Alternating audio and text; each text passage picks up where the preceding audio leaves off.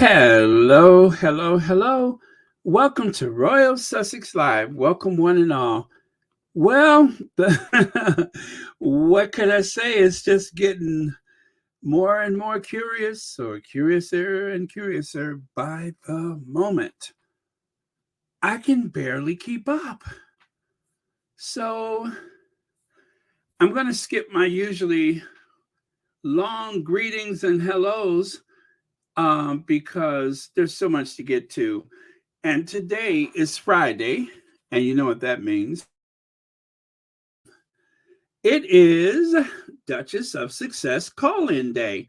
So I definitely want to make sure that those of you who need to do calls and stuff, so you can voice your opinions, can get over there and get into that. So let me just try to go at a nice steady pace. How's that? So, hello, one and all. Thank you so much for being here. And I'll do individual hellos as I read the comments. So, without any further ado, let's get into it. Well, I'm going to recycle this thumbnail, leaks and lies, and of course, no leaks. However, um, everything to do with this book and of course the pending interviews has seemed to capture the imagination of everybody.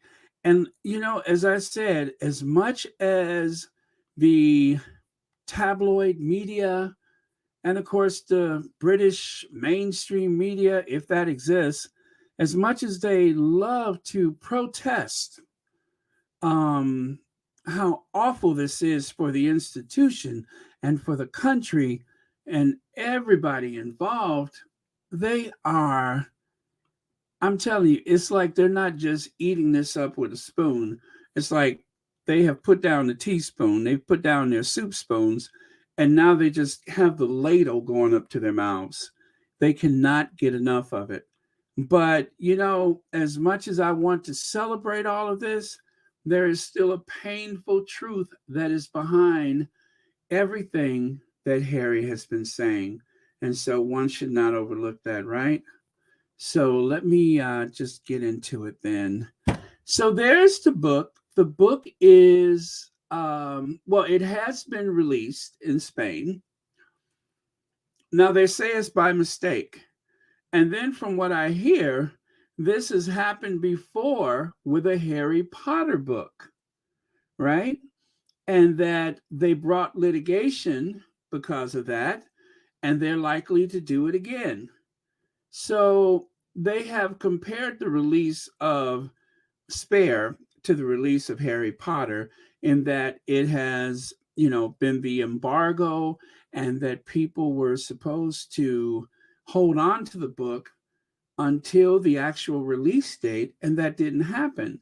So, bookstores have taken a hit like no one could ever believe would happen because of social media, the internet, and of course, people stream things. And let us not forget that phenomenon called Amazon. It's almost hard to believe that Amazon began its life as online bookstore, but it has, and now they sell everything you can conceive of.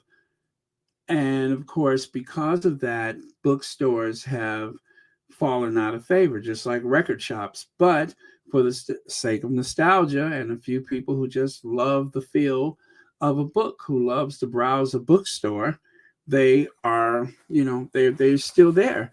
And so when you consider that, you have to ask yourself, then how could they be so careless in an industry which is like on the verge of collapse? Well, written word still matters, and I hope that bookstores never go away. But this was a huge, huge. Oh, someone's saying adjust the volume. Let me see if I can do something about that. Um, and you know what? I think I may have an idea what's going on here, but let me take a look. Let me take a look at the sound. You know what? It looks like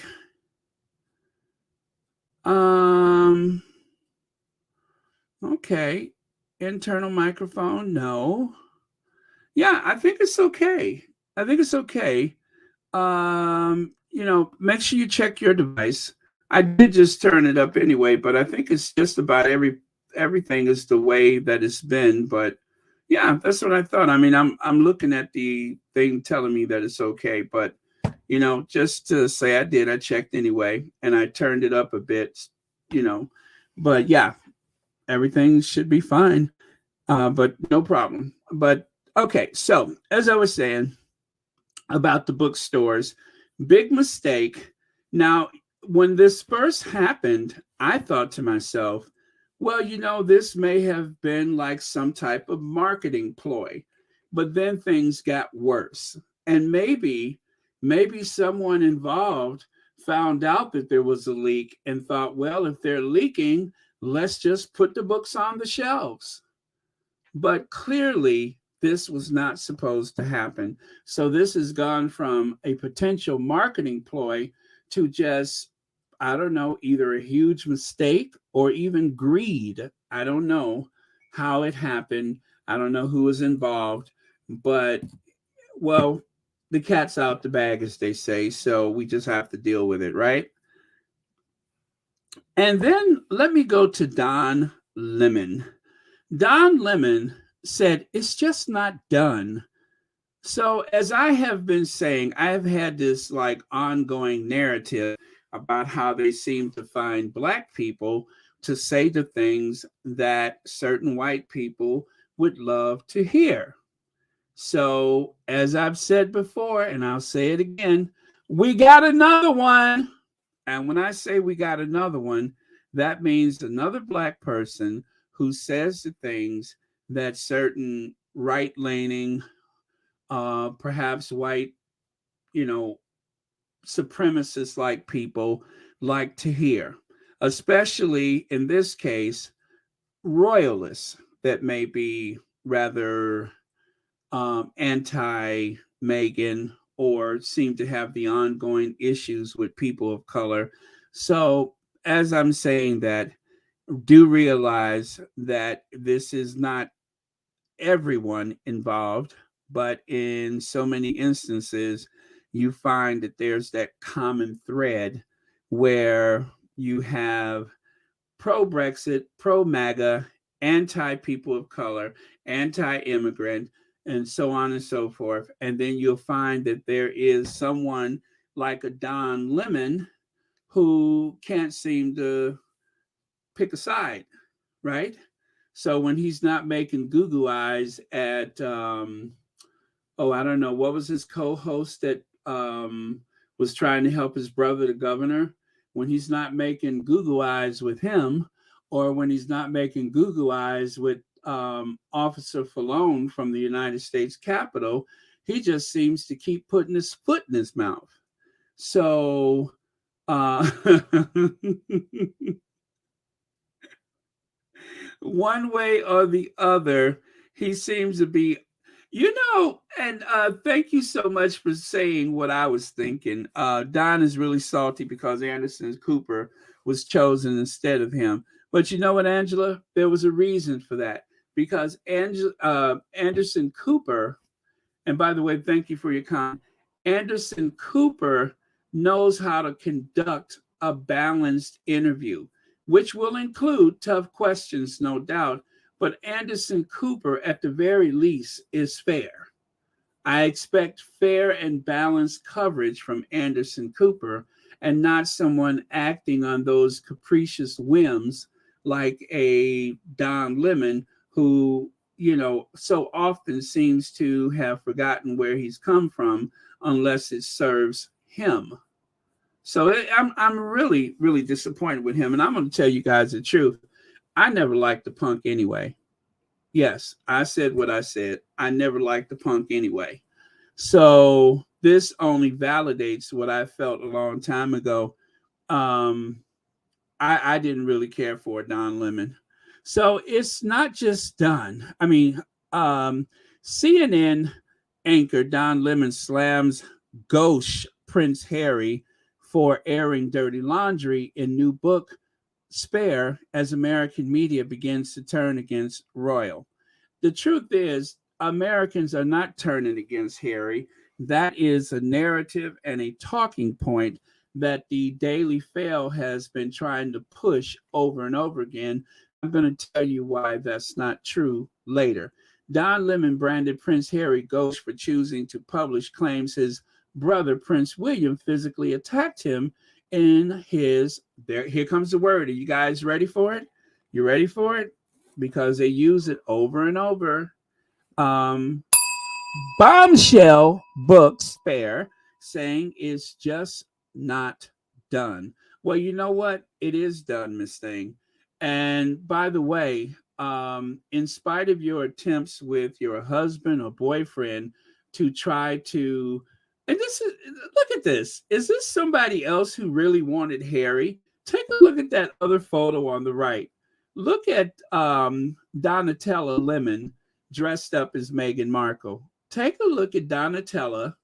See it on the lower right? That's Donatella dressed up as Meghan Markle. You go, girl. You go, girl. You show them. Work it. Walk.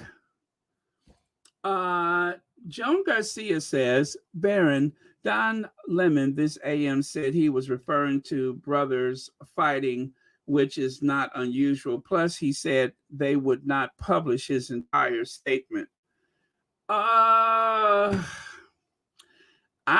watched the video and I saw what he said, and I guess I should say I found him wanting in his character.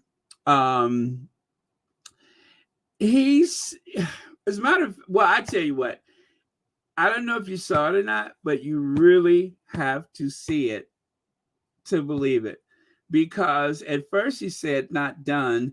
And then when he couldn't think of the word, then he said the word is gauche, But I don't think it was limited to brothers fighting, because he said before that this was a private family matter, and I just don't understand. And then, of course, he even said, I know he has a book to sell. Oh, no. Donatella meant what she said. She meant what she said, and she might be trying to pull it back a little bit, which by the way, you guys, I don't care what anybody says. I am not accepting that the granddaughter of Nelson Mandela has made that she was misquoted. She was not misquoted. Why would they go to her for a quote anyway and then throw her name into it if they hadn't got what they wanted? I think just like a lot of people, they say what they said and then they start having regrets and want to walk it back. This is Donatella trying to walk it back, if she is indeed trying to walk it back. But no, I think I'm tired of people doing that with Harry and Meghan. They give people what they want. And then when they have regrets, they want to walk it back. The best thing to do is to not put their names in your mouth in the first place, and then you have nothing to regret and you have nothing to walk back. But that was intentional. They didn't just go to the granddaughter of Nelson Mandela and say, well, and then what do you think? And then they misquoted her. In my opinion, I'm alleging that they got what they wanted the first time, which is why they went to her. And then when she found out that it was blowing up all over social media, then all of a sudden she wants to walk it back. So whether people are piling up on the Sussexes or not, the vast majority of them, they may get away with it. There may not be any recourse or any type of problems for them down the line. But the truth is, the Sussexes are very influential, and they have a lot of clout in certain circles. And I think that people need to be more careful, because there's a lot of people who support them that are just not very vocal. They are not very vocal. And when people put their foot in their mouths, like Donatella did, then all of a sudden they want to start walking stuff back. Well, you don't get to have it both ways. The best thing to do is to not say anything critical in the first place, or at least say anything where you have to placate to a certain sector of society and then run back and try to have it the other way. That's not right. That's not right. That's not going to serve anybody well, and it shouldn't. It shouldn't. You don't get to play both sides of the field like that. I mean, you pick a side and stay on it. At least you will have the virtue of actually having some type of respectability as a person who says, excuse me, what they mean and mean what they say. A person who knows how to assert themselves. But what Donatella did was just absolutely weak and petty. And I think that's the same thing that happened with the granddaughter. They didn't just go and solicit a response from her randomly. They got what they wanted, and then she walked it back. And I don't recall her saying that she didn't say that. She just misquote and didn't say it is two different things. There's two different things going on with that. You either said it or you didn't. And if you didn't say it, call your lawyer. Then I'll believe you. Elaine Parker, thank you so much for your super sticker. And thank you so much for watching Royal Sussex. And happy Friday to you. Thank you so much for being here. So, moving on. What a hypocrite. Don Lemon, take a look at the bottom there. I won't dignify it by, saying it out loud, but actually I can. I did block part of it. So I was a victim of when I was a kid. Now, he told his story, no matter how cringeworthy it was, and no matter how much he felt as though he was just speaking his truth, he told his story. But Harry, who obviously has been abused, should not tell his story. Well, what if somebody said that Don Lemon was being gauche and it's just not done? But it is done. I lived through the 80s and the 90s television where one celebrity after the other told you what happened when they were a kid, what happened to their family because of their famous father or famous mother. I didn't want to hear it all the time, but I didn't say it was gauche. I just got tired of hearing about it. I'm like, you know what? We all had problems, right? Fine. But it helps some people to have that information out there. So under the guise of helping people who doesn't have a voice, Don Lemon became yet another person who wanted to talk about the experience that he had in his life. Well, fine, but don't try to take Harry's voice away. And this is what bothers me is they keep trying to silence the Sussexes. They want to take their voice away. But yet every time they utter a word about somebody has done something to me, then they want everybody to stop and listen. But they want to make other people shut up. Hey, won't you play another somebody done somebody wrong song until the feeling's gone? Isn't that the lyrics? Hey, won't you play another somebody done somebody wrong song? Well, Harry's singing right now, okay? And I want to listen to it. And I don't want to have to go through a filter of Don Lemon or Donatella, depending on whether it's Halloween or not. I don't want to have to deal with his opinion. Now, and you know what? Take a look at this. If you guys have any doubt where this tone of Donatella's was coming from, look at who was sitting opposite, or were they in a, I guess, Zoom-like situation? No, I think it was maybe satellite. Look who's over there. You have Max Foster, who is really no friend or support to the Sussexes. He is a royalist through and through. And I forgot this girl's name, but also a royalist, and not to disparage anyone who has an English accent or may come from Britain, but it's just so happens, I believe she's British too. I'm just saying. And if you find a British reporter on American television, there's almost a 99% chance that they are anti Harry, anti Meghan, anti Sussex. 90% chance that they are anti Sussex. And this is another glaring case of it, rather, where you find that the English reporter on American television has it in for the Sussexes, or at least at the tone that they use is very antagonistic and condescending. And of course, they just happen to be on the same show as Donatella. When Donatella referred to Harry's accounts of being battered by his brother, allegedly, he happens to have said that it's just not done and that it's ghost. Girl, bye. And y'all too, bye. And then one more. We got another one. We got another one. Now listen to this one. Spare us, of course. Prince Harry war hero Ben McBean blasts Duke, telling him to shut up after he slams William in new book. Not criticize the family, but he slams William in a new book. It's not about the family. It's not about Charles or Camilla or anybody else.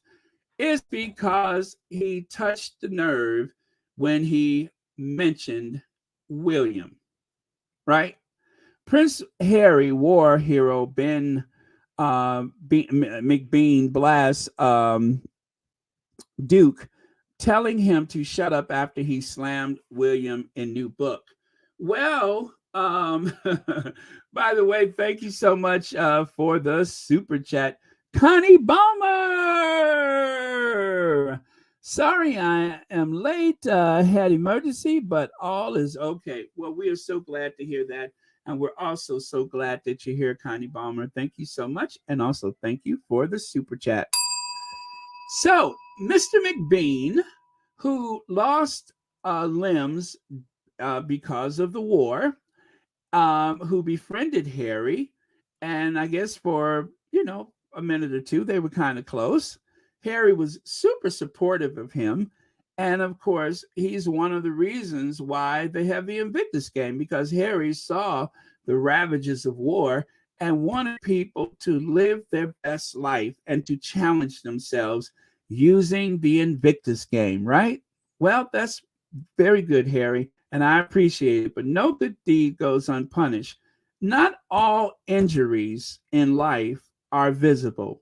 Not everybody's injuries are on the outside. There's a lot of injuries that occur that are hidden behind flesh and blood, behind the walls of muscles and bones. There are injuries that affect us to our core, and we're not able to express ourselves about those things.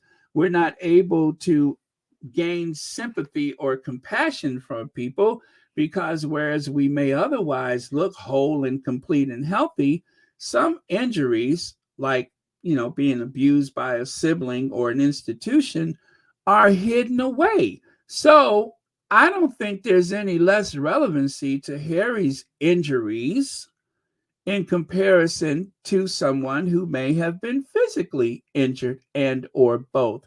However, this individual, who has become quite a darling to the British media and has an opinion about everything, has decided that, by default, has decided that Harry's injuries do not matter. Harry's lifetime of abuse from an institution, and possibly, allegedly, from his brother and maybe even his father, should not be taken into account. No, because Harry is too whole and complete. A man who used to wear shoes with holes in them because he wasn't really thinking about money, just serving his grandmother, cannot speak of his injury, of his mental health publicly because he's not allowed to, because he's a prince of the realm, not a human being. He's a prince of the realm, not an everyday person, not entitled to have feel pain or to speak out about any possible abuse. However, it has happened to him, I believe, and he is telling his truth, which he's obliged to do because as a person who's experienced those things, he, like anybody else, has a right to tell his story. If it was good enough for Donatella to tell her story, then it's good enough for Prince Harry to tell his story. Whether or not the war hero Ben McBean thinks so, or whether he doesn't like it at all. However, it's not the first time that he's opened his mouth about somebody doing something that needed to be done, someone who had a purpose. He went after President Biden in firing line. I lost a leg and arm, which of course makes him an authority on everything, in Afghanistan. Biden's a you know what head, starts with a D, says war hero McBean. And as per usual, Mr. McBean is just about as short sighted as any other person. So I'm not going to treat him special because of his physical situation. I'm going to treat him like everybody else. He needs to shut up. Yes, he may be a hero to some, but to me, he has become an irritant. And I'm going to tell you why. Everybody assumes that Joe Biden has never suffered in his life. Well, the truth is, when once you know his story, where his wife and one of his children died in a car accident just before he was sworn in to the United States Senate, that they used to call him Amtrak Joe or middle class Joe because he wasn't very rich. And aside from everything else, this is the Joe Biden who used to ride up and down the Eastern Corridor so that he could be home with his kids after a day in the Senate. And then let's talk about a war sacrifice for Joe Biden. Joe Biden's son, Beau, died of a very rare brain tumor. This brain tumor, which is actually something that has occurred in an unbelievable rate, along with other rare cancers, has occurred to United States military members who have served in Afghanistan. They have something called a burn pit, where certain artifacts, certain weapons, certain sensitive objects that belong to the United States military that they don't want to fall into enemy hands are burned. And the smoke is quite toxic. And Joe Biden has been fighting for those veterans for some time to set aside funding to research this phenomenon that, just like the Agent Orange from the Vietnam War, has become something that is hard to explain. Why is there such a high rate of cancer among military servicemen and women from Afghanistan and from Iraq? Obviously, it has something to do with these very toxic burn pits. And that is one of the reasons, not the only reason, but that is one of the reasons why the troops had to be removed from Afghanistan, because it was not only a burn pit for materials, but it was a money pit for the United States, as well as the amount of resources that were lost because of a war that could not be won. There was no winning in Afghanistan. The British invaded Afghanistan long before the Americans and lost. The Russians invaded Afghanistan long before the Americans and lost. It's where empires go to die. And just coincidentally, there is no more British Empire, and they went to Afghanistan. There's no more Soviet Union Empire, they went to Afghanistan. So before there's no United States, why don't we just get out of Afghanistan? Why spend another $1 trillion for a war that cannot be won? Why put American soldiers in harm's way for a war that cannot be won? We went there to get rid of the Taliban, not to govern a country. That wasn't Joe Biden's fault. That was George Bush's fault. George Bush was the one who wanted to send kids to go and nation build. So the war ended. Biden made a decision. He called the troops home. It's done. As president, that's his prerogative. So as a soldier who's not in a position of authority like a Joe Biden, shut up. Prince Harry's memoir hits the bestseller chart and is not even out yet. And that's from the Rolling Stone yesterday. So it just goes to show you whether or not the book was mistakenly, I'm just going to be nice and say mistakenly released. The book is going to do well. It's more information than what I wanted to know at this time. But the truth is so much coming out.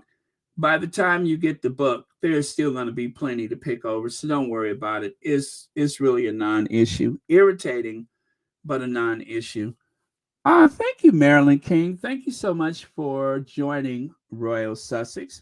And thank you so much for being here today. And of course, happy Friday to you. Okay. Thank you so much for being here. I really appreciate it. And remember, memberships are a bargain at just $4.99.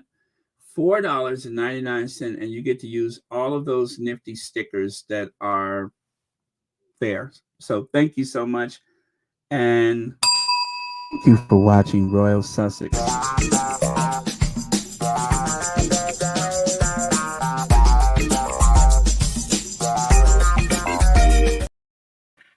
So that is that. Now, thanks to Stephen Black, who is a friend of Royal Sussex, we have some alternative books for you to buy.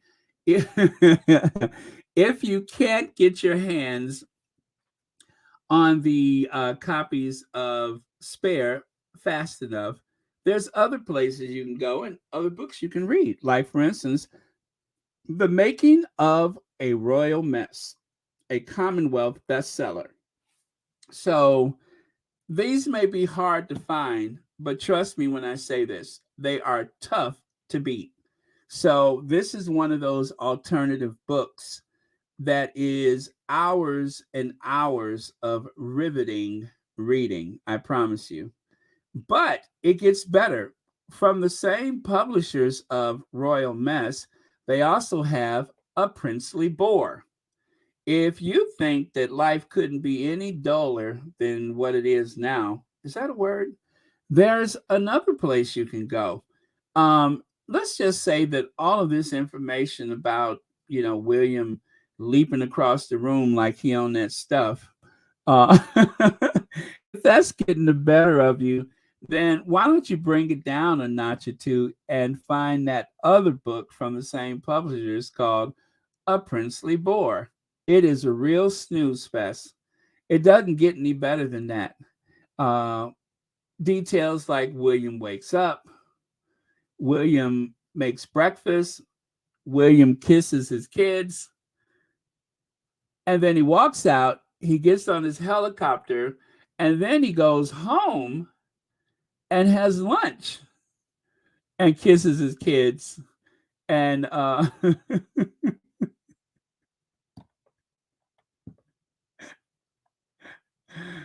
a minute. Were there too many homes and children involved with that? Or is that just all a rumor? But anyway, it's all in the book. So if you want to learn more about stuff that ain't supposed to be, you have to get the book A Princely Boar.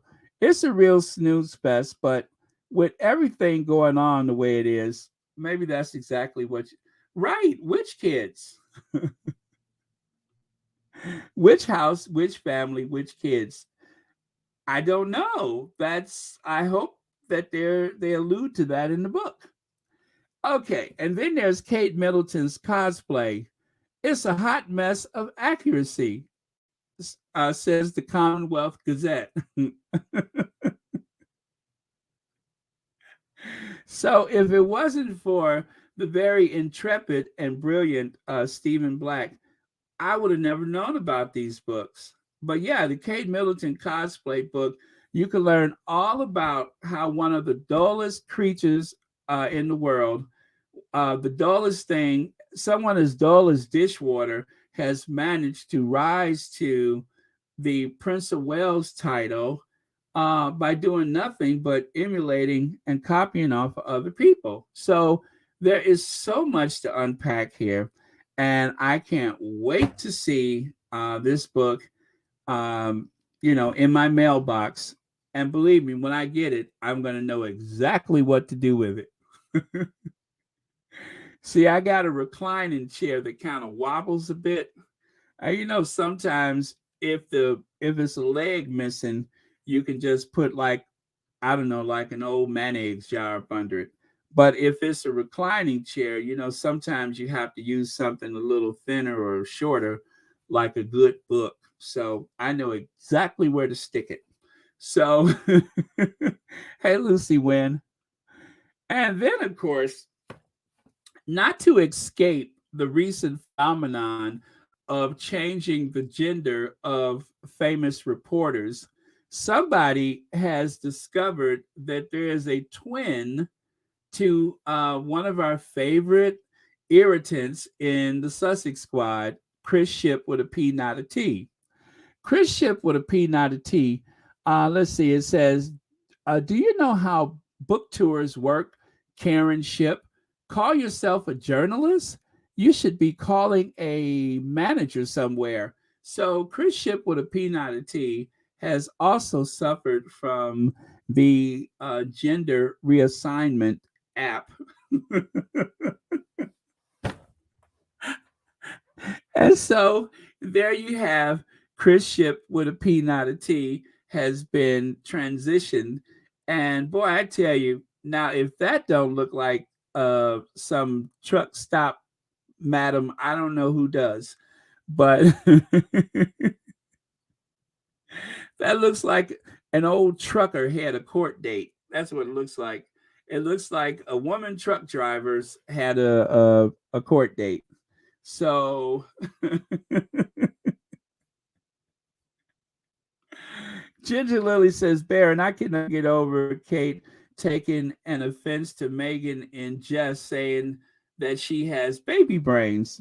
Well, you know what? If you were Kate and knowing about the level of Kate's, you oh God, I hate to be that person, but given the level of her intelligence or what it appears to love, I mean, I don't think I'm wrong for saying that from how it appears. I'll say how it appears because she's an old-fashioned mute woman and she doesn't say anything, she doesn't complain, she doesn't explain. So she's been muted, as mentioned by one of the royal reporters, that she's an old-fashioned mute woman. So I guess if somebody says baby brains, that kind of triggered her, and she thought that somebody was coming for her, and she, took offense. When I was pregnant with my daughter, I used to leave my wallet, phone, lunch everywhere. Exactly. So it was just a little observation made by the Duchess of Sussex, and Kate thought baby brain meant pea brain or bird brain or whatever. And she took offense to it because I guess well, you know what? And then, too, we know how Kate sounds to us, but how do we sound to Kate? You know what I'm saying? Kate has a language that of her own, right? So if we sound the way we sound to each other, then how do other people sound to Kate? That's all I'm saying. It's a matter of Kate hears things the way Kate hears it. And so because she struggles to speak the English language, as I enunciate carefully, just in case Kate is listening. If Kate speaks the English language in such a curious manner, maybe she perceives the English language in a very curious manner. So there's a lot to unpack there. Bird brain, pea brain, baby brain. To her, maybe it all sounds the same. In case you are listening, Kate. Woo!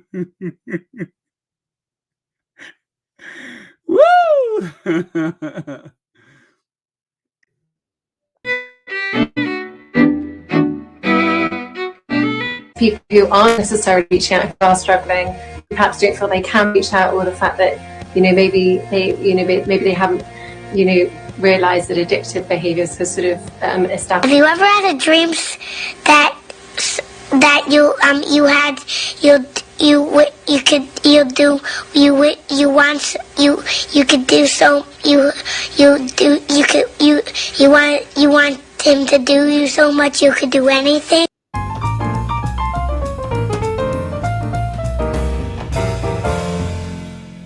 Have you ever had a dreams that you had you could you do you want you could do so you do you could you want him to do you so much you could do anything?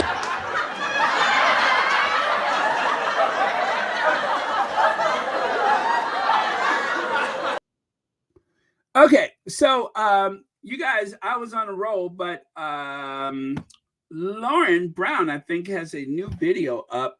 I haven't watched it yet, but Lydia was nice enough to give us the link. So it's at the top of the chat. So make sure you check it out. And so anyway, as I go on to the next topic, remember that any of these reporters that seem to speak with forked tongue may have their gender reassigned by a squatty, which I think is an absolute hoot. And okay, a petition has been lodged at the Holyrood demanding the abolition of any and all exemptions in Scottish law which have been made for the royal family. Well, I'll give you the short of this. There were laws like the Queen's consent, which, well, not consent, but her right to, I guess, did they call it consent?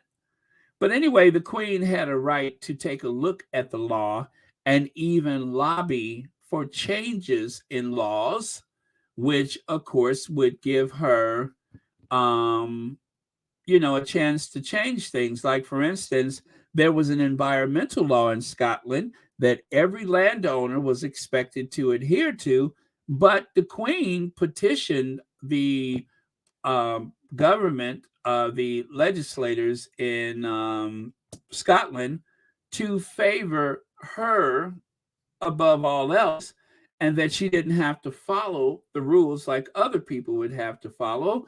And thus, the Queen was able to put herself in a position where financially, no matter what, she's never inconvenienced, and she always would, have a favorable condition, whichever laws were passed. And so people in Scotland, as they walk toward independence from that union with the United Kingdom, they would like to chip away at these laws that now Charles has inherited as sovereign.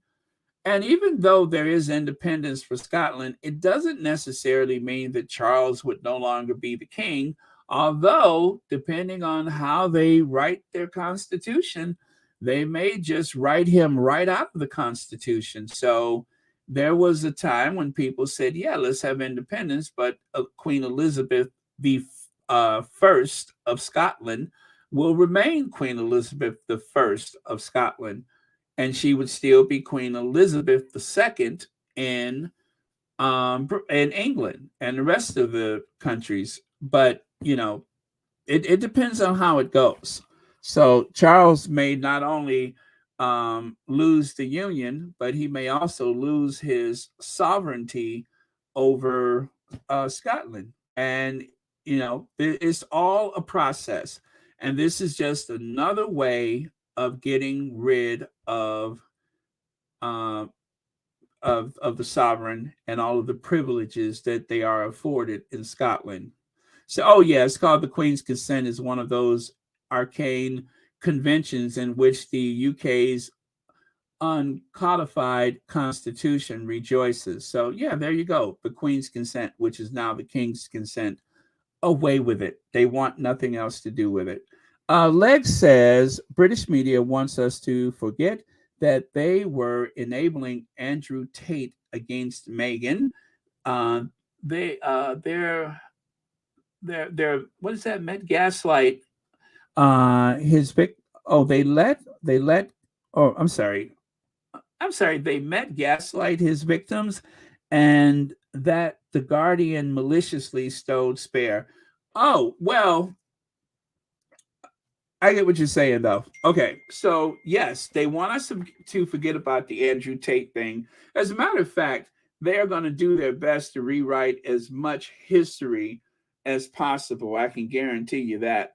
And they are going to, but this is why we do our screenshots and such, because we have to make sure that we have receipts, because they will rewrite and change history whenever it serves them, and they will downplay as much as possible.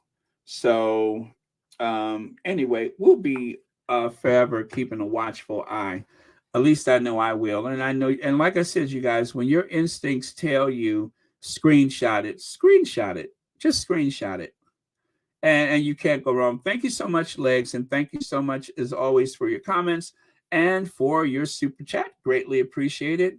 And your presence here is always, always appreciated. Okay, so then there's this. Princess, I'm sorry, you know what? I've made a typo there. It should be Prince Harry and Princess Meghan are gone. But look who's left. Look who's left. One of the actually, this wasn't a squatty, I think. I think it was someone from the Abolish the Monarchy on Twitter. The one, of course, has, the peg prince, and the other one is Where's Waldo, but they changed the name, as you can see. So because they changed it,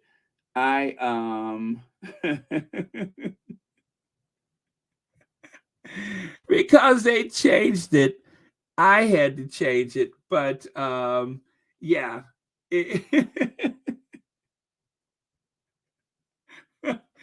Anyway, you see it there. But yeah, it's too funny.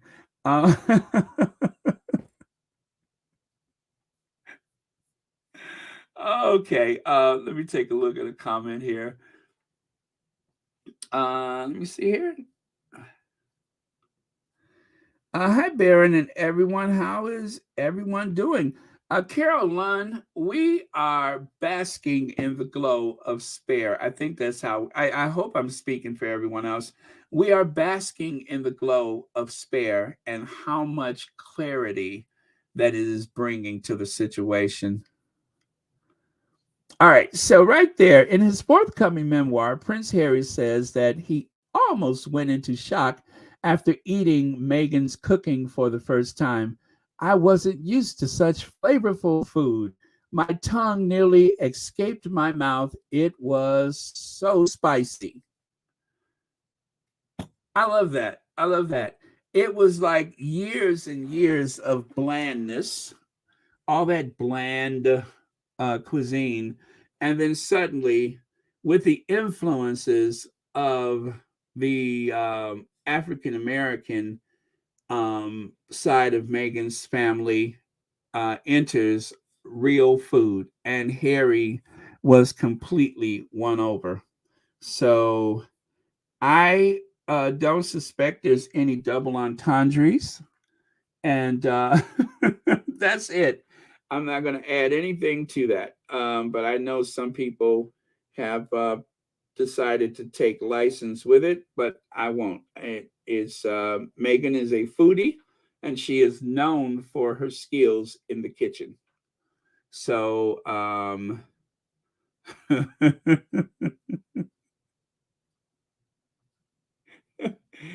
am going to totally keep it kosher.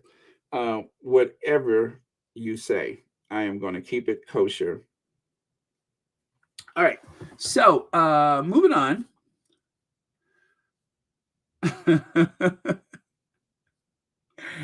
I said it's about food. Whatever.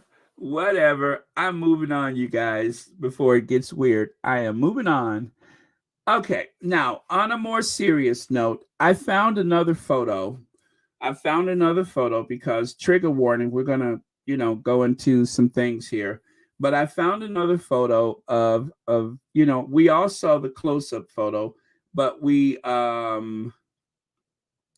didn't thank you, legs. We didn't get a chance to see a regular like distant photo. So I guess this is why they have the two different photos where you have the close up of his face, and I guess because when they took the picture of his hands you could not see his face. But it's very upsetting.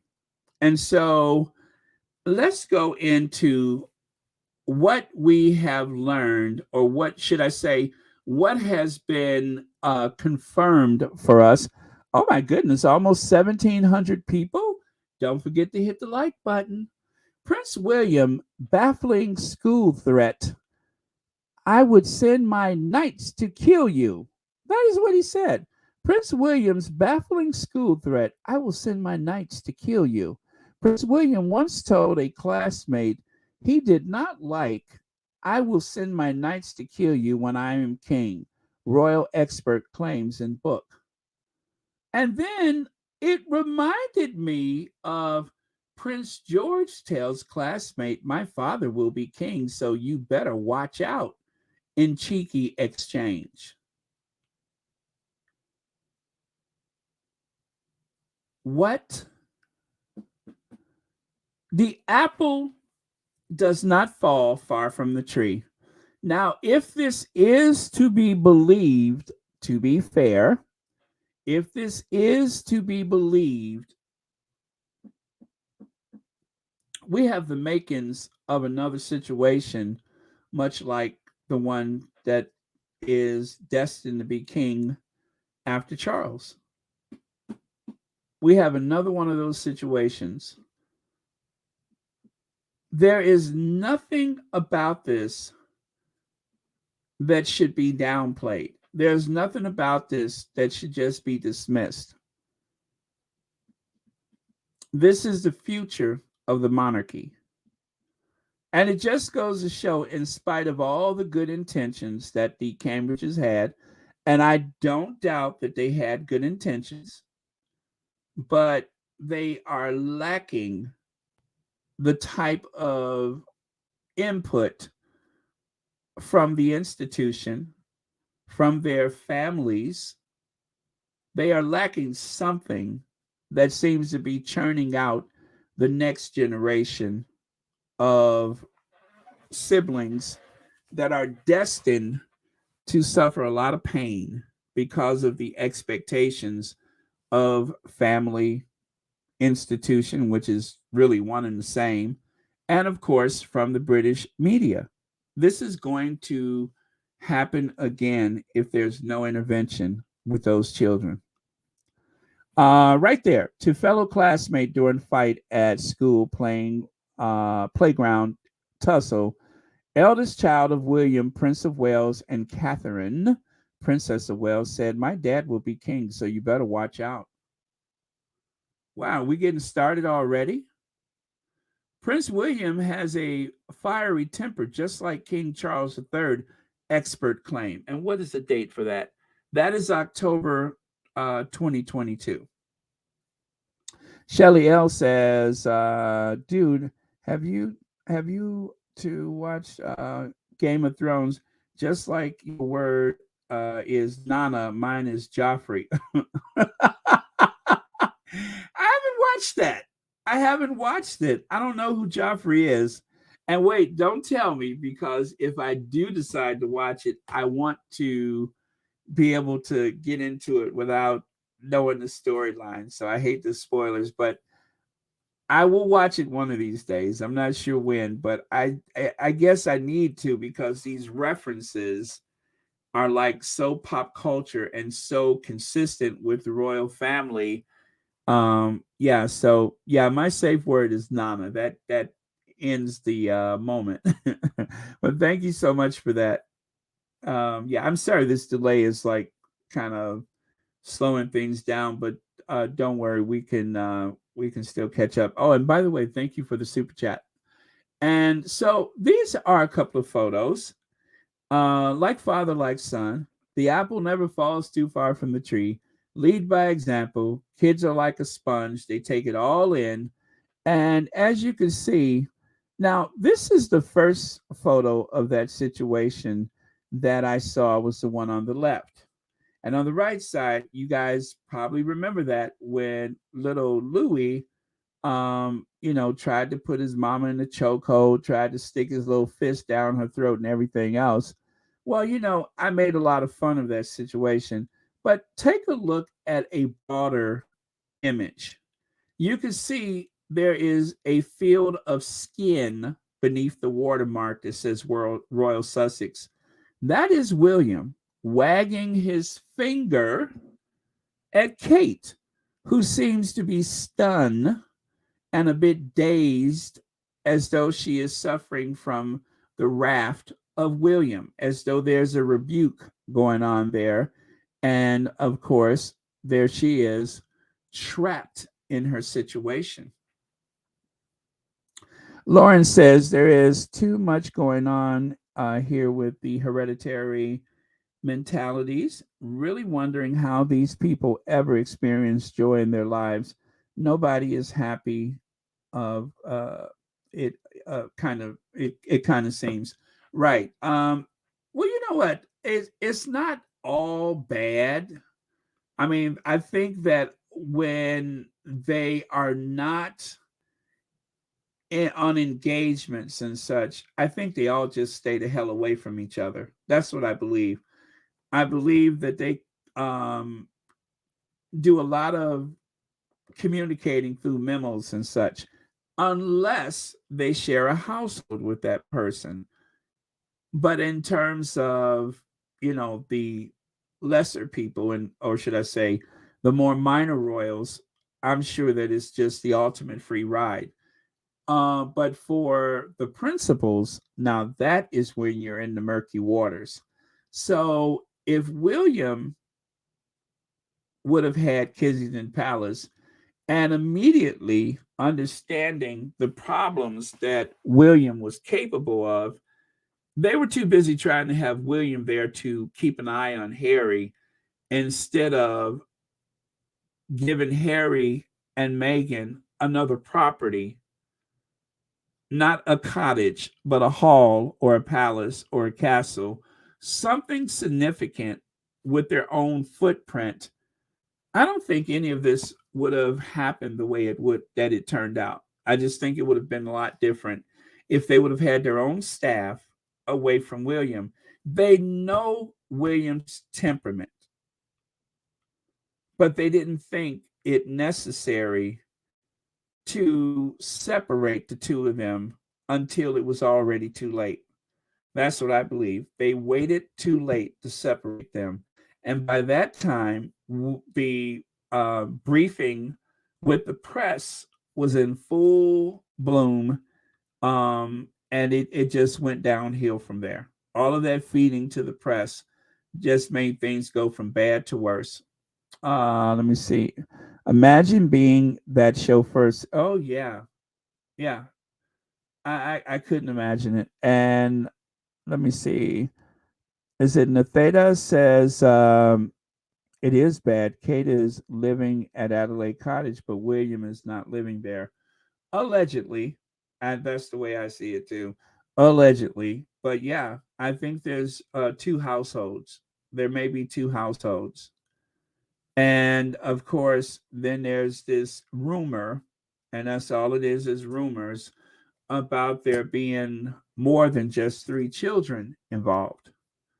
So that's going to come out soon, I think. That is going, there is a feeding frenzy. Right now, the press is working hard to defend William, but that is going to wear thin.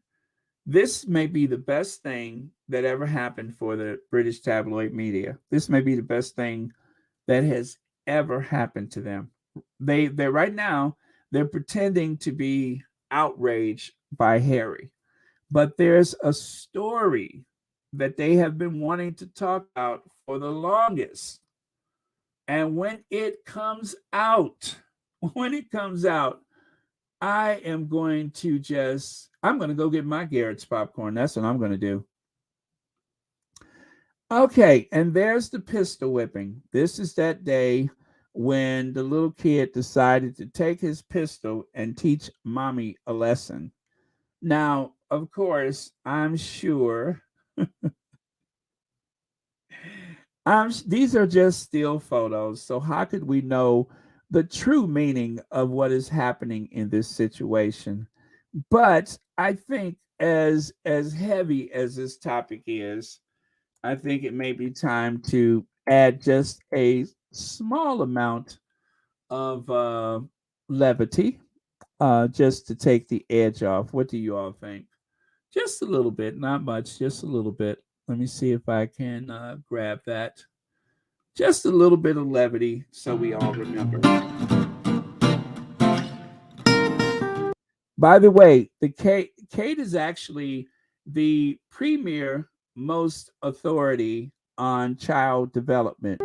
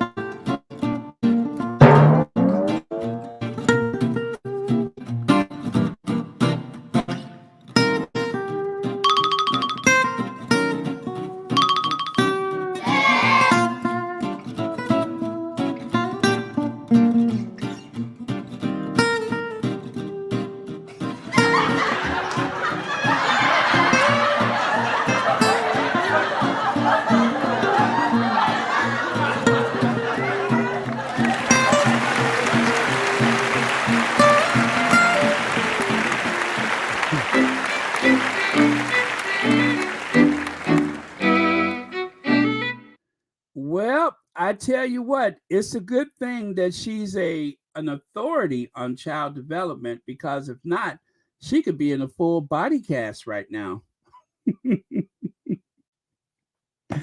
But it's gonna make people take another look. It really is. William can't keep his eyes off of his wife. Um, I guess I never really looked at it too close. And it's gonna make people take a second look. Kate Middleton spotted with plaster on fingers again, and no one knows why. Why does Kate Middleton wear so many plasters? And for us Americans, as band-aids. Dutch is spotted with another on her hand in Bradford, right? Okay, the reason Kate Middleton often pictured with plaster on her hands. Why does Kate Middleton always have plasters on her hands? an investigation. Are Louis, what is that, nail growing? Yeah, are Louis' nails growing? Let's see. Do they have a secret cat? We need answers. A secret cat? Do they have a secret leopard or mountain lion? Do they have a secret bear? I don't know. I don't know, but I tell you, it's all coming out. Camilla Parker Bowles outed Prince William as having a Jekyll and Hyde anger problem. Harry allegations are not just about a royal fistfight, but a very real dangers of hereditary power. So that, as I think Lauren Brown was just saying, that is one of the issues that people are going to notice in the coming days, is that this is all really focused on the idea that you have this hereditary crown prince, or as they say, Prince of Wales. You have this hereditary king, and it's a system that is, predicated on the primogeniture, where the firstborn is supposed to be the next ruler, the next sovereign, just because of an accident of birth. But then an accident of birth really explains the whole idea behind the royals, or the sovereignty, or this feudal system of government, which made a lot of sense a long time ago, but now it is so outdated. And yet there are people who are willing to defend it to the death. You're going to defend somebody else's right to have wealth and privilege above all others, no matter what shortcomings they may have, whether or not their temperament is not necessarily suited or fit for purpose. You are going to defend them to the death for what? Okay. And so one of the squatties was nice enough to post this: red flags and warning signs of an abuser included, but not limited to, extreme jealousy, possessiveness, unpredictability, a bad temper, cruelty to animals, verbal abuse, extremely controlling behavior, antiquated beliefs about roles of women and men in relationships. So there are your warning signs. Not limited to, but all of these are possibilities that you may have a red flag. Helene Groen says, if you let the nanny do the upbringing, the kids doesn't respect you as the parent. Well, we just see that photo the other day where Kate was walking behind the nanny, behind the children, and of course, William was taking the lead. And it appears as though that happened when they didn't realize there was a camera around. And even when there is a camera around, you'll find, just like with Donald Trump and his wife, that Donald Trump, lots of occasions, he's the first on the plane, the first to jump out of the car, and he doesn't look back, and he doesn't seem to care. And I would say William gets that right maybe 50-50 in comparison to Harry or Barack or even Bill Clinton, for that matter, or just about anybody, every president that I can think of that I have actually watched with their wives. You have a president of the United States, the leader of the free world, considered the most powerful human being on earth, and he still puts his wife first. But you have a little petty, overbloated little prince of the realm from a non-existent empire who only puts his wife first a fraction of the time.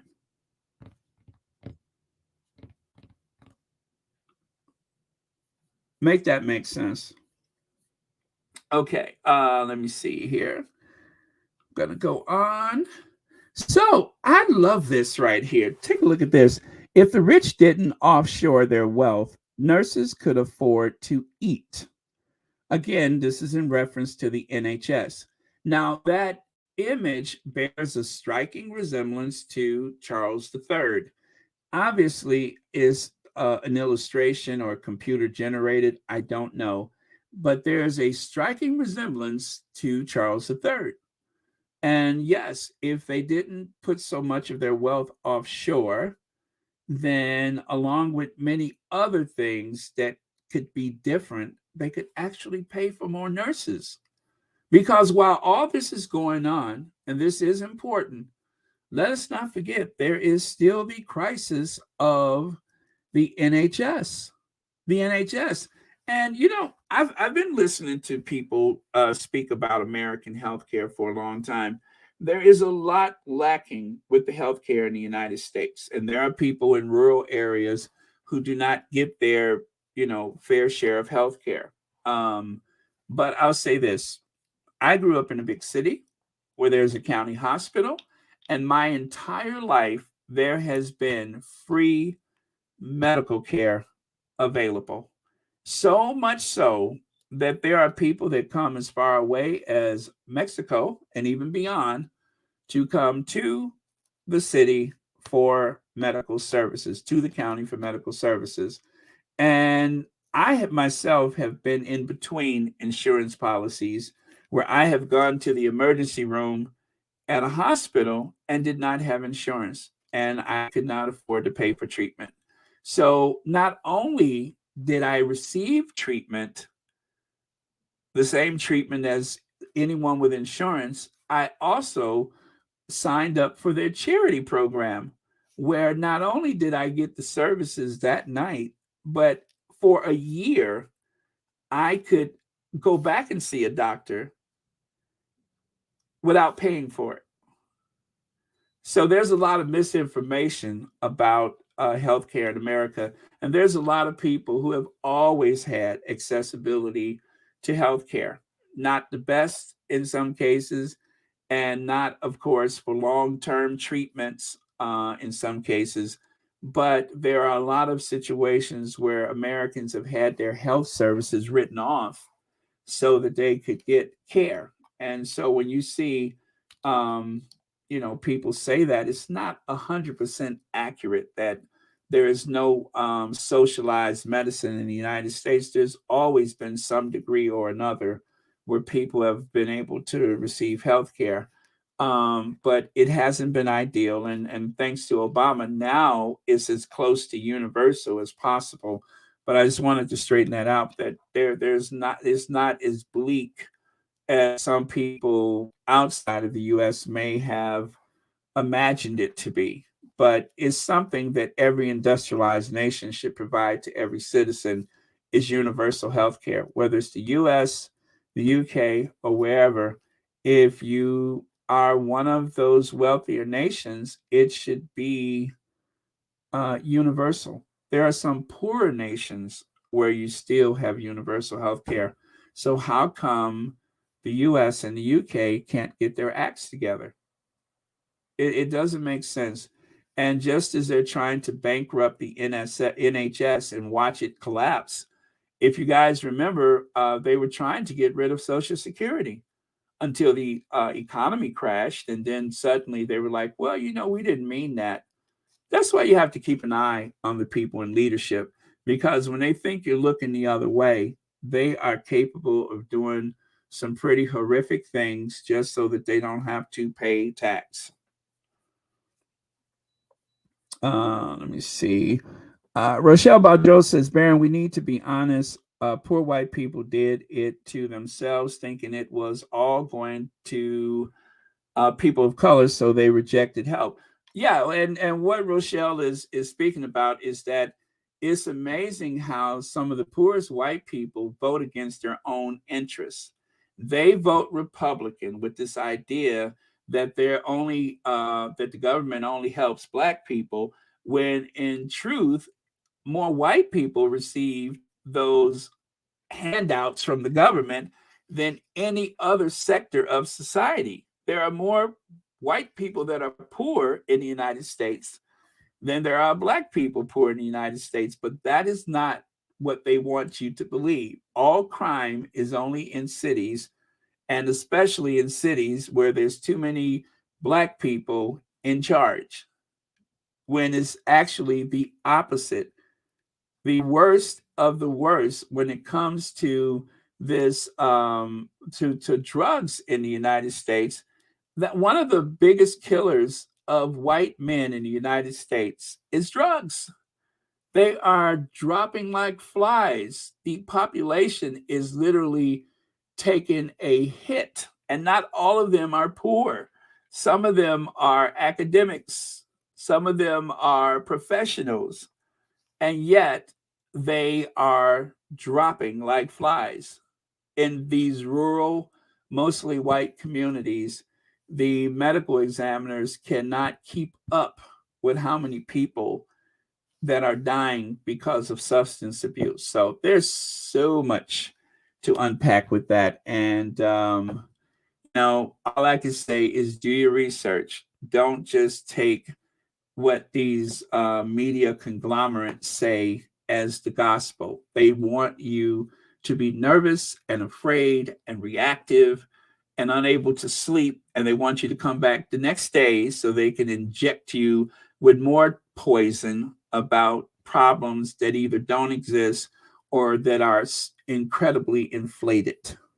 All right, so moving on, let's go back to the Fury. Look at all of these articles where they mention how angry and incandescent with rage and how furious William is today, and about this and about that. He's always angry. Now, there was a time when I thought that, well, they're just trying to make him seem important. But I realized that, as I said, there is a story that they want to tell, and they just haven't figured out exactly how to do it without upsetting the House of Windsor. Royal family fury. Prince William's anger at brother Harry exposed in row. I mean, it's all been there, hiding in plain sight. And yet, we are sometimes kind of, I guess, so desensitized to it that we almost forget that it's true, that he has some anger issues. And like over here, all right, so let me show you this. I made this one, right? But someone else made the one on the left side in red. And so I haven't done an actual comparison to see if they have some that I don't have. But it's even if they are exaggerated a bit, isn't it odd that there's so much smoke about one person's anger, and then we find out that he has leapt across the room like some lunatic to attack his brother? And on the right side, Raging William is in mourning over ruined relationship with Harry. New report claims. Well, if you're angry all the time and you allegedly attacked your brother, isn't that what most abusers do after they have hurt, maimed, injured, or worse? Don't they always have this like air of regret and mourning, where they have to calm down and you have to coddle them and try to help them compose themselves? From the description in the book, that sounds exactly what happened, not only that one time, but several times. So in this case, there's lots of smoke, and it's pretty obvious that there's a fire. Now, over there on the left side, Kate Middleton felt threatened by Meghan Markle. Well, it wasn't the physical threat. It wasn't bullying threat. She felt threatened because I know, and everybody in the establishment know, and I'm just going to have to say it, she's a bit of a dum-dum. In comparison, she doesn't measure up. She's exactly the woman they wanted for the job.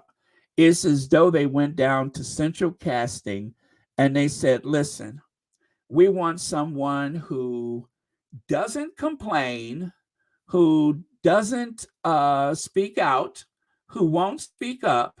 We literally want a Stepford wife. Can you help me? And they said yes. Besides, there's no other women that are interested in William, that are interested in that family. We've all seen what happened to Princess Diana, but there is that Middleton girl. I think that she's up for the task. And that is exactly what they got. So her intimidation was because Meghan, of course, is rather outspoken. She is self-assured. She has her own wealth. She has a lot going for her that Kate has not. A modern woman really doesn't fit in that institution. It took the charm of a Prince Harry to get a Meghan to join that institution. That's what I believe. I think it was purely a situation where Harry's charm, meaning that everything about him said, I love you. I hope you love me too. And I just think Meghan wasn't just there because of his title. You know, of course, that's the first thing you hear, like, oh, I wonder what he's like. Anybody would be curious about that. But her first thought was, is he nice? Her first question, is he nice? Because she knows what famous people are like. But is he nice? Because if he's not nice, there's no point to this. Okay. So that was established. Harry is truly a nice person, not the image that you see in the media, nice person, but he's a nice person. They have so much in common. I like to do philanthropy. You like philanthropy. I like to do service. You like service. I like all of those things. You love that too.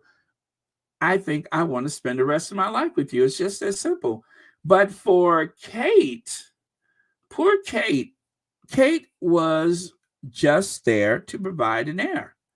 Kate was there because she's no fuss, no trouble, no anything. She is a blank slate. And because of that, you never see her with a lady in waiting. You never see her with any of her girlfriends. There's just Kate, the kids, and William. And she has really painted herself into a corner. It's unfortunate, but that is why there's that. Since Catherine is so popular amongst certain demographics, and I'm going to say older people and men, is because she says absolutely nothing. She's a good little girl who keeps quiet and doesn't complain, doesn't do anything, doesn't rock the boat, and is a very traditional, old-fashioned mute woman. Old-fashioned mute woman. So yes, she's intimidated, and I don't blame her. I don't blame her. It's unfortunate, but that's the role that she has been cast in. That's what her mother wanted. That's what William wanted. That's what everybody wanted. So that's what they got. They got an old-fashioned mute woman who doesn't complain, who doesn't explain, and that's it. Shelly L, did I miss that? Oh Lord, the rage building up in my chest. Oh my goodness, what happened? Was it because of the other stuff? Well, I mean, it's understandable. Let me see here. And of course, look at this. Everybody's smiling but William. I think a lot of Kate's hostility toward Meghan actually originated with William. I mean, you have to identify with your partner, to put it mildly. And so, you know, that's where it was. I think the whole idea of her being offended by baby brain, it probably originated with William. William expected Meghan to walk in the room and show all this deference to his wife. William wants everyone to bow and curtsy to his wife because she's his wife. And when Meghan didn't play along with that, when Meghan spoke to her as an equal, which must have been hard to do, but when Meghan had to treated her as an equal and not shown any deference to her, William probably found that offensive and decided to launch his tirade by wagging his finger in Meghan's face to try to straighten her out before she assumes that she is equal to anybody else in that family. You're not royal. You're not even all the way white. You have no right to speak to Kate like she's your pal or your buddy. She's your future sovereign or your future queen consort. And that's just a tough sell for an American. I'm sorry, that's a tough sell. Not going to work. I think that people side-eyed Kate and William because of their lack of authenticity that can be seen a mile away. Yes, not only lack of authenticity, but let's just say stiff. Even with that, they're just stiff. They are like a couple of emery boards dressed up and paraded in front of people. They are as dry as Melbatos. Okay, and poor Pippa. Now, if this is true, Pippa's business axed Pippa Middleton to close her company after Prince William quietly reined in her business ventures. She had a publishing business, profits drastically plummeted.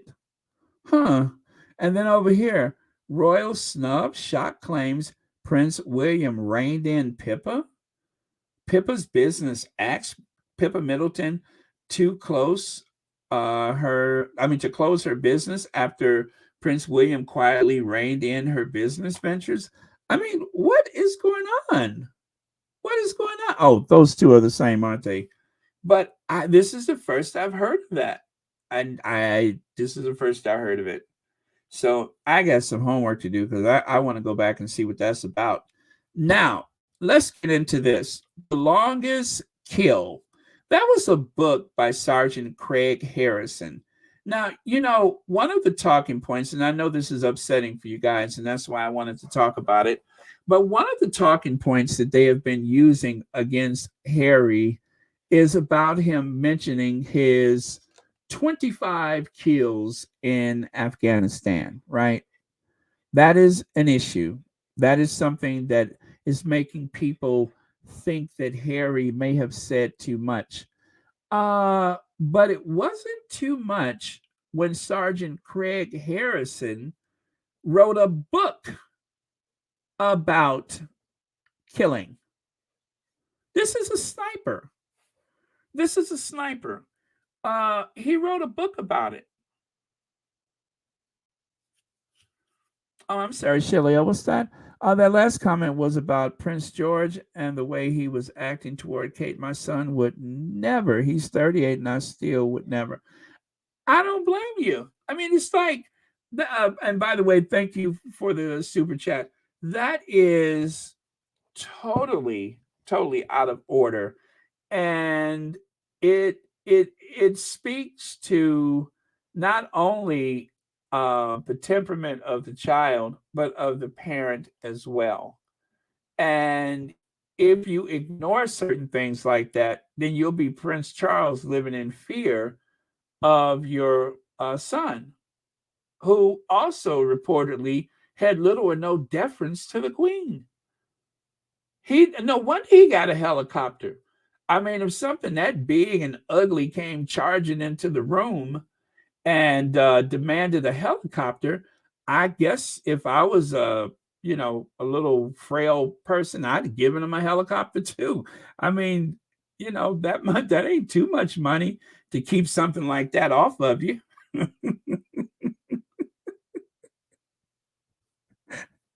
That ain't too much money.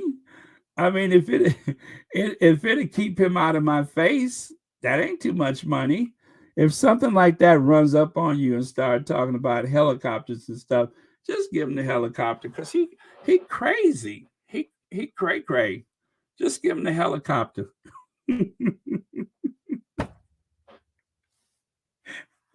I'm sorry. I just had to give him the helicopter. It it ain't that serious. Just give him the helicopter and have a good day. Enjoy your flight. If you need peanuts, let me know. But yeah, I'd give him the helicopter. Okay, so this guy right here, man who killed Osama bin Laden, felt sorry for his son after shooting terrorists in front of him. This guy waged a campaign of, uh, I'm not even sure what to call that kind of campaign, but he wrote a book. He appeared on Fox News. He was all over the place. They want you to believe that this is so out of the ordinary, but it's not. There's nothing unusual about this, nothing at all. The Taliban, of course, one of the Taliban leaders, they're actually mocking and laughing at Harry. They don't think it's all of that either. A matter of fact, they have dismissed it and said they don't even believe it. But I'm just saying it is not unusual for something like this to be a talking point for someone. So you guys don't let this upset you. Harry spoke about his duty a long time ago. Prince Harry confirms that he took enemy fighters out of the game as he ends his second tour of Afghanistan. Britain's Prince Harry says killed Afghan insurgents during tour. And even the last one says, take a life to save a life. Harry on killing insurgents. This is not new. This is just a oppositional talking point to try to disparage Harry's book. Don't worry about it, you guys. This is nothing new. This is not out of the ordinary. It is not so. This was just a small part of a much larger book. And because we do not have the book, we have no idea of its context. Okay? I promise you guys, don't sweat the small details. And that's what it is. It's a small detail of a much larger book. They're just trying to get into everybody's psyche. Okay, royal correspondent who made their employers millions quoting unnamed palace sources for years and years began quoting Taliban officials when Harry has the nerves to tell his story. The depths of these people will go to protect their income stream begs belief.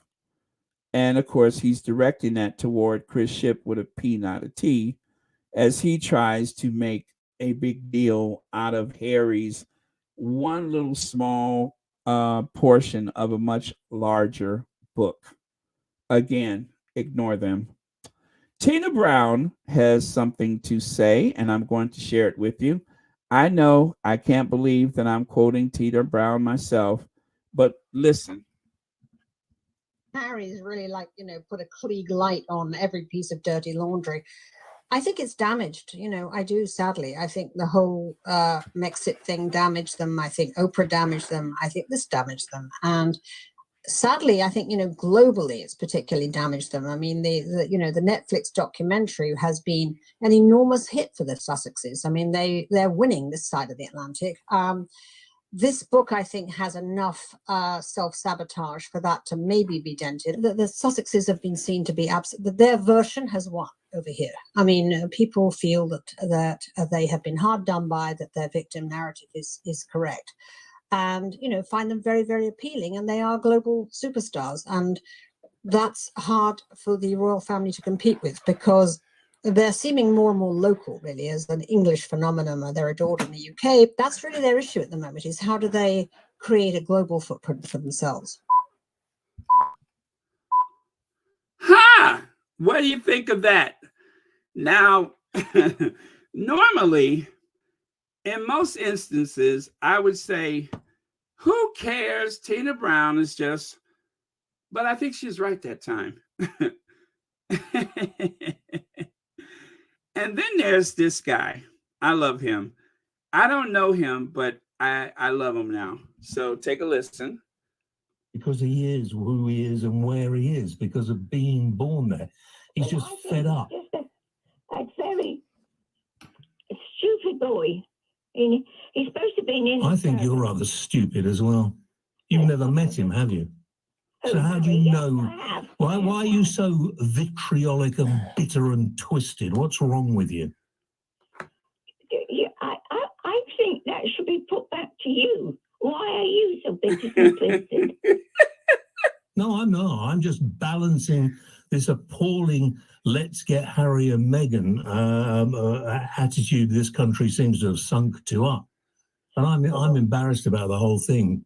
Well, you know, people who talk as if they know these people. He's turned his back on us, on the British. And he's only got You do talk rubbish. to earn money. What a lot of rubbish you talk. Oh. Complete and utter rubbish. Oh, if you were... I think you're complete very rude. And utter rubbish. I think you're very rude.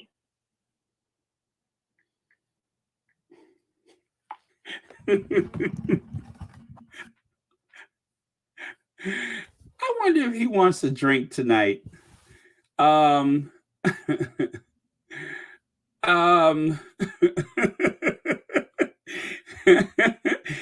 think you're stupid. You do speak rubbish, utter rubbish. I love him. His name is James Wells. Oh my God, that was too rich. Leg says British media are distorting the narrative. Harry, I think, discusses the people that he killed in regards to accountability. They want him to seem boastful. Exactly, Legs. Thank you so much. Hen Pal says, I think Prince Harry is telling them, British media, indirectly, that I am not afraid to come after media liars. Amen. And he has done what they told him not to do. He has actually sued and won the people that have been most, offensive to him. He has sued and he has won, and he's not done yet. So the British media, have more to atone for, and Prince Harry is going to make sure that that's what happens, is that they are going to, and speaking of which, look at these two corpses. If these do not look like animated corpses, these are reporters. On the left side is old Dickie Arbiter, and on the right side is, what's his name? Winchell. Is it whatever, Winchell? Oh my God, if this doesn't look like something at the funeral home just sat up. You know, when somebody looked like something that just sat up at a funeral home, that is frightening. And that's what they look like. They look like something down at the funeral parlor just sat up and started talking. Yep, just as they were about to put them in the box, they just sat up. Oh, wait, just before they closed the box, they just sat up. Could you imagine the poor undertaker that had just put the little tie and put on all the makeup and everything, and they were just about to close the lid for the night, and then all of a sudden they just sat up? What is wrong with Dickie's face? Is he really that upset? Oh, Dickie Arbiter, Dickie the liar.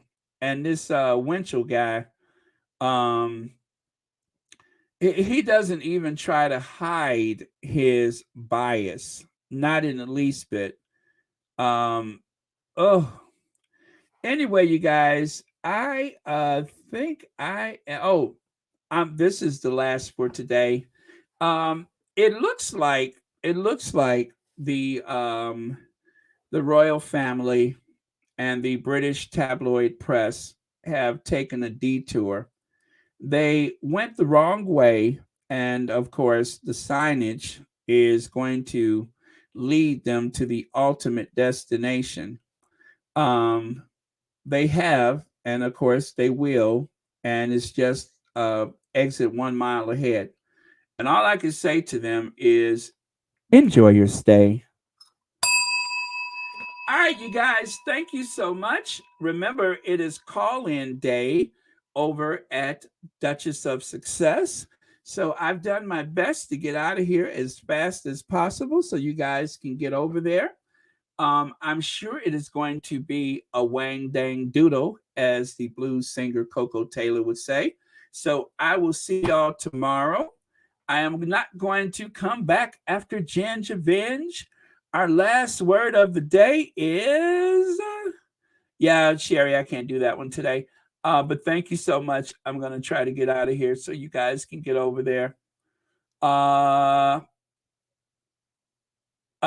yeah, she is still on. So there you go. So you guys go ahead and get over there. This is like very big. So try to take it all in while there is all of this support for the Sussexes. And yeah, so I'm going to go. Thank you, Sherry. Thank you, moderators. And thank you, everyone, for your comments. And I am going to Gingervenge. Last word of the day is enjoy your stay. Okay, you guys, go for it. Out of here. One after the other. You guys pile out of here. Get over to Duchess of Success, and I will see y'all tomorrow. I don't know. Maybe I'll do a call in myself. We'll see. But yeah. Thank you, and thank you, and cue Ginger Avenger. Go, Ginge.